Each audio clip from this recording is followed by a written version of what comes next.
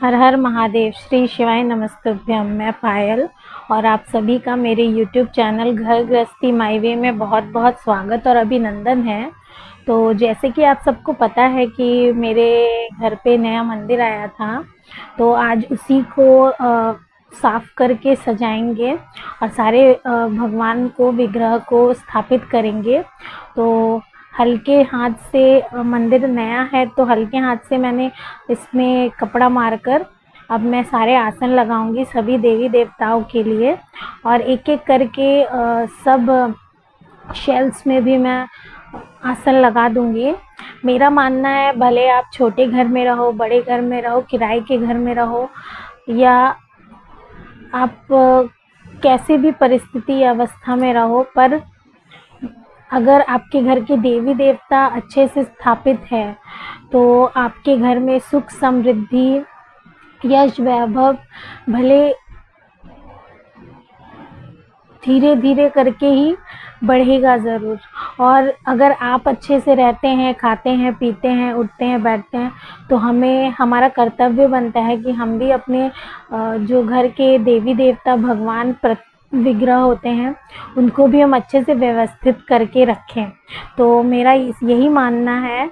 और मुझे बहुत अच्छा लगता है जब मैं मेरे घर वालों के साथ साथ मेरे पूजा घर में जो भगवान हैं वो भी अच्छे व्यवस्थित तरीके से विराजमान रहते हैं। तो और ये देखिए, मैंने माता की चौकी लगाकर माँ को स्थापित कर दिया है, विराजमान कर दिया है। और अब मैं अपने लक्ष्मी गणेश को भी स्थापित कर रही हूँ, और राधे कृष्ण को मैं एक साथ ही सिंहासन पर बिठवाऊंगी। मैं राधे कृष्ण को अलग अलग स्थापित नहीं करती, मैं उन्हें एक साथ ही रखती हूँ या अगल बगल ही रखती हूँ, पर मैं इस बार इन्हें एक साथ एक ही सिंहासन पे स्थापित करूँगी।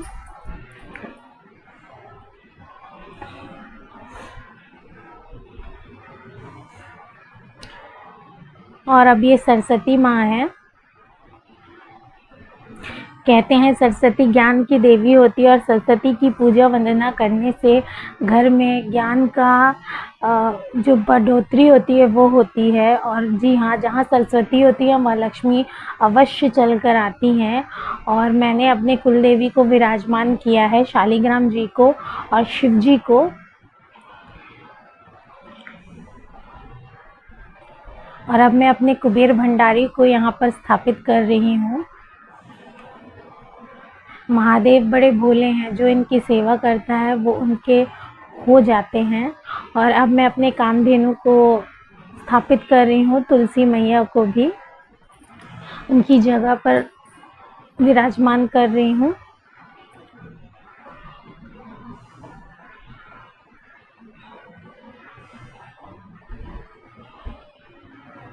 और ये जो तुलसी आपने देख रहे हैं, ये मेरे भाई ने मुझे मेरे घर के सुंदरकांड की पूजा में गिफ्ट किया था।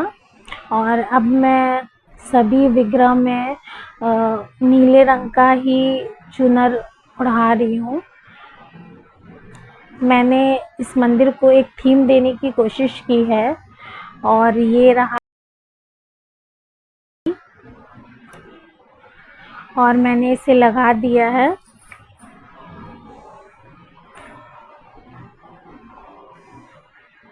और अब मंदिर का बहुत ही भव्य रूप निकल कर आया है। अभी तक ये थोड़ी खाली खाली लग रही थी, पर जब घंटी लग गई इसमें, तो जैसे कि कहते हैं ना, एक डिवाइननेस वो इस मंदिर में आ गई है। और घंटी से जो ध्वनि निकलती है वो ओम की निकलती है। तो उससे जो घर का वातावरण होता है वो बहुत शुद्ध हो जाती है। घंटी की ऊर्जा से सारी नेगेटिविटी दूर हो जाती है जहाँ तक घंटी की आवाज़ जाती है।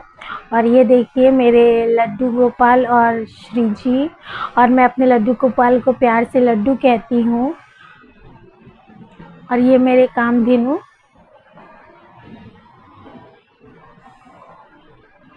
और देखिए मेरा मंदिर कितना प्यारा लग रहा है, कितना सुंदर लग रहा है।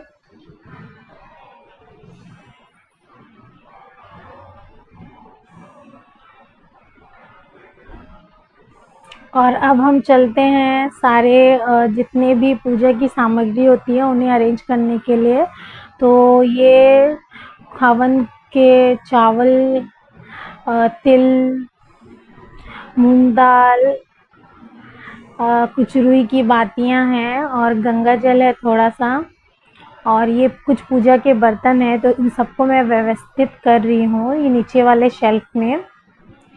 और कुछ दिए हैं पूजा के, एक्स्ट्रा जो बर्तन होते हैं वो सब मैं रख रही हूँ।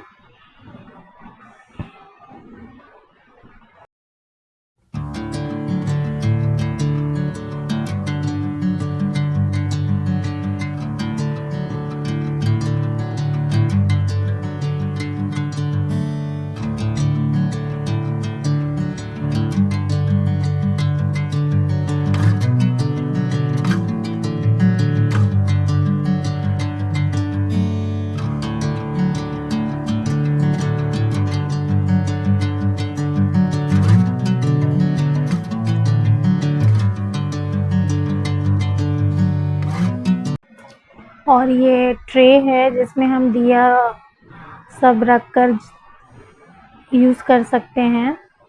और अब मैं अपना सेकंड ड्रॉयर खोल रही हूँ जिसमें मैंने जल्दी जितने सामग्री है जो पूजा में डेली यूज़ होते हैं उन सबको रख रखा है।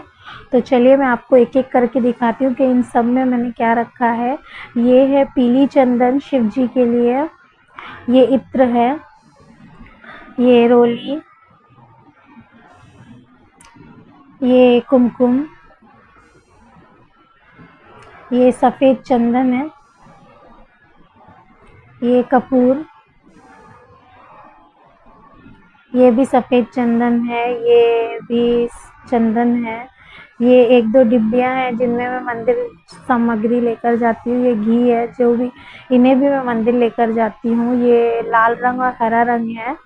और ये शहद की शीशी है, और ये सिंदूर है, और ये मेरे लड्डू के लिए चंदन है, गोपी चंदन। और ये जनेऊ और मौली, और इसमें मैं सारी अगरबत्ती स्टैंड्स रखती हूँ, जितने भी मेरे अगरबत्ती स्टैंड्स होते हैं। और ये है कुछ पत्तल जिनमें प्रसाद रखने के लिए, और ये घी है, और ये लोबान है,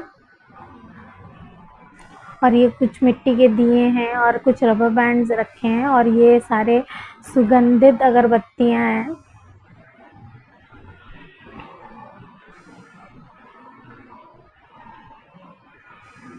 और देखिए पूजा होने पर मंदिर कितना सुंदर और लुभावना लग रहा है, मनमोहक लग रहा है। ऐसे लग रहा है कि जैसे स्वयं साक्षात सारे के सारे देवी देव इसमें आकर समा गए।